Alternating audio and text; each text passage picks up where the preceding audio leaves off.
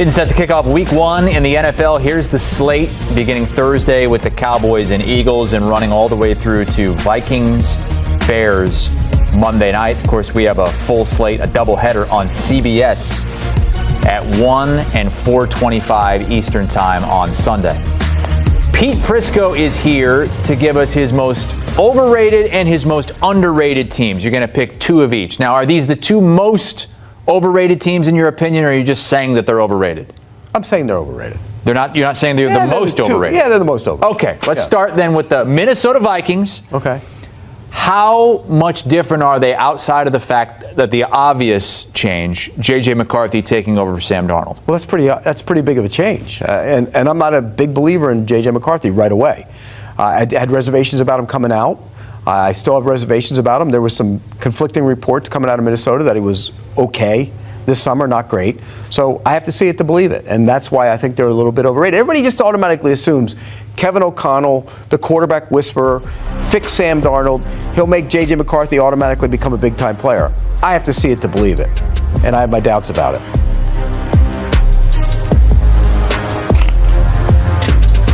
All right, taking a look at the best career winning percentage as a quarterback. JJ McCarthy was great in college, but for the most part, he turned around and handed the ball off to his running backs in a power run game. But at the same time, think back to a year ago. What did we really expect from this Vikings team a year ago with Sam Darnold? I don't think we expected a lot. No, and look, a lot of things went right for him. I think they've improved in some areas. There's some concern at wide receiver. Jefferson's banged up right now. They're not going to have Addison. Mm-hmm. They brought Thielen back, so there's concerns there. I just think, look, are they going to be a decent team? Sure. I don't think they're going to be a playoff team, and that's why I think they're overrated, because a lot of people see them maybe winning the division and pushing the Lions and the Packers in the division. I don't. Boy, really tough division. It is a with tough what the division. Lions have been doing and what the Packers just did with Micah Parsons as well. I know the Packers are your Super Bowl pick this season. Pete Prisco's next most overrated team in the NFL, the Atlanta reporter Courtney Cronin joining us now. Courtney, what are you hearing about the Bears' approach to this matchup specifically? Yeah, Laura, like all of us, Ben Johnson acknowledged that he has a level of curiosity for how Caleb Williams is going to look against the Minnesota Vikings. He called it the giant unknown, and there are some things that lead the Bears to think the amount they can put on Caleb Williams' plate will be greater than maybe the last time he would have faced Minnesota. So much of that deals with the fact that this is a defense that has pressured teams at a higher rate than anybody else in the NFL over the last 2 seasons. But how they're able to get there with Caleb Williams depends on what he's able to do in practice this week, because the Bears are at a point where they're paring down the playbook. So that should alleviate some of the pre-snap issues that they've shown throughout the preseason. And it's also going to determine how Ben Johnson calls this game and what he said, how much he's able to put on Caleb Williams' shoulders to be able to carry this team. Now, one area Williams addressed today that he feels more comfortable with, something he wants to use as a weapon against the Vikings, is his cadence. Tight end Cole Kmet told me that he felt in Kansas City during the preseason game, he had his best game of the preseason getting off the ball. And that was a credit to Williams, how he used the cadence there, and something that they feel could be to their advantage on Monday night at Soldier Field. Ooh, that's really interesting. We'll be there to keep an eye out for that for sure, and maybe you'll see it in game. Thanks so much to Courtney. Dan, Ben Johnson, very familiar with Brian Flores and this Vikings defense. What will you be watching for specifically as he faces it with a completely different team and different personnel? Yeah, second down. Now, Ben Johnson's had Brian Flores' number. You know, when he was the coordinator for 3 years in Detroit, the Lions averaged 31 points a game versus the Vikings defense. No one else did that. And the reason why is because he would often take second down and treat it like third down, anticipating a lot of pressures. This is the Lions last year. Has he taught Caleb Williams to anticipate that pressure? Is he going to blitz, or is he going to drop back? And what are the answers on those second downs where when you think that linebacker is going to trigger and that safety's playing with depth, are they going to turn around and hand it off to DeAndre Swift? No, they're going to kick this ball to the perimeter to a player like a DJ Moore and try to make sure that they're just staying ahead of those third and obvious passing situations. The way that they handle some of those blitz protections or getting the ball out on the perimeter to some of their backs. This time they motion. It's 2nd and 6. We're not trying to get the 3rd and 3 or 3rd and 4. They're trying to outflank the defense, try to beat the defense with speed to the sidelines. And a player, again, like last year, it's Gibbs. This year, it could be DeAndre Swift out on the perimeter. And then when you get into those second longs and you're anticipating some of those all-out potential looks, Ben Johnson got creative with how they wanted to block it. When do they take their shots against it? When do you call the play?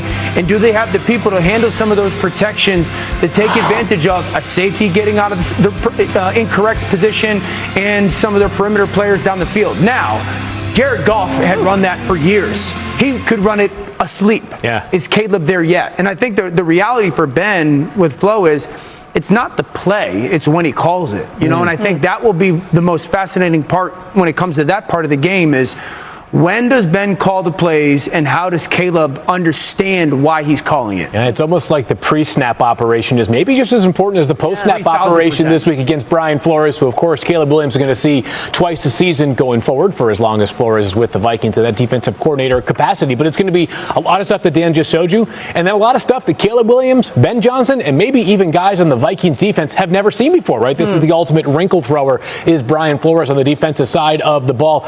When the Bears have looked effective so far, when they did look effective in preseason, it felt like Caleb Williams understood pre-snap what was coming. Yeah. It's a whole different level. Right? That was as vanilla could be. But if they're going to succeed in a big-time way this upcoming year and going forward, it's going to be because Caleb Williams becomes as comfortable in Chicago as Jared Goff had become in Detroit, in which, yes, the execution was high and the talent was great, but they were just outsmarting you before the ball was even snapped as well. Yeah, Courtney's reported all summer long, it seems like, just about how complicated this offense is.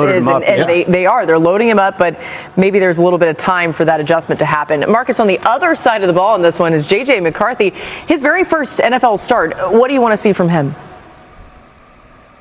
Yeah, it's going to be fascinating how Dennis Allen, the defensive coordinator for the Chicago Bears, deploys this defense as well. Do you want to test the first-time starter and try to speed him up as well? Obviously, with having those weapons outside, especially Justin Jefferson, you don't want him to wreck the game. So you cut the head off the snake. I'm interested to see, because this is also, there's a narrative that's going to be derived from this game. One, it being a divisional opponent, but ultimately we saw Sam Darnold have a tremendous amount of success, and we've given Kevin O'Connell a tremendous amount of credit for what he's been able to do with the quarterbacks in this offense in Minnesota. So if it doesn't look well, we're going to squarely place the blame on a young quarterback. Unfairly, we will talk about JJ McCarthy and if the development is going to have to take place during the season, and are you going to have to sacrifice wins and potential success of what we've grown accustomed to in order to develop a kid that you drafted late that's getting his first reps in a divisional game? I'm super interested in the plan for JJ McCarthy and also Dennis Allen plan defensively and how he tries to heat this young quarterback up, who I could still consider a rookie. Yeah, it's funny because as much as it's maybe a positive when you look at the game from a Vikings standpoint that Kirk Cousins and Sam Darnold had Pro Bowl seasons in their first year under Kevin O'Connell, if that doesn't happen for JJ McCarthy, everyone's going to be like, well, it's not Kevin O'Connell's fault. It's fair to have big expectations for McCarthy. Yeah, it's fair. Yeah, I like it. All right, time for some more top stories. Adam Schefter back with us. Adam, what is the latest on Juwan Jennings? What's up, Vikings Nation? Victor here, and man, we're just days away from kickoff, and the rumor mill is heating up. Two big names are suddenly on the market. Wide receiver Jacoby Myers from the Raiders and safety Jabril Peppers, who was just released by the Patriots. And guess what? Both of these guys have been linked to our Minnesota Vikings. Jacoby Myers wants out. Let's start with Myers. This guy put up 1,007 receiving yards last season with Las Vegas. And keep in mind, he did that in an offense that was an absolute roller coaster. Quarterback instability, coaching issues, the whole deal. And despite all that, Myers still produced. Now, he's requested a trade after not being able to work out a new contract with the Raiders. And this is where things get interesting for Minnesota. We all know Justin Jefferson is going to get doubled and bracketed every single game. That means we need a reliable number 2 option. Jordan Addison is suspended, Jalen Naylor is dealing with some mysterious hand injury, and that leaves our depth chart looking shaky. Myers could be that steady, reliable guy. He's 6'2", runs crisp routes, and last year he had 44 third down catches. That's top 10 in the NFL. Imagine JJ McCarthy having Jefferson on one side and a chain mover like Myers on the other. That's how you keep drives alive and put points on the board. The question, though, is the cap hit. Myers isn't cheap, and the Vikings front office has been very careful about not handing out long-term deals unless the player fits their timeline. Do they see Myers as a short-term boost while Addison gets back, or would they actually commit to him long-term? That's the debate. Jabril Peppers to Minnesota? Now let's flip to the other side of the ball. Jabril Peppers, yeah, the former first-round pick was cut by the Patriots. Surprised me a little, honestly. He started 85 games in his career, and while he's had some injuries and even some legal issues, the dude can still play. Here's why he's interesting for us. Brian Flores loves running those aggressive 3-safety looks. We've already seen Josh Metellus thrive in that role, but adding Peppers would give us another downhill physical safety who can crash the box and still cover in space.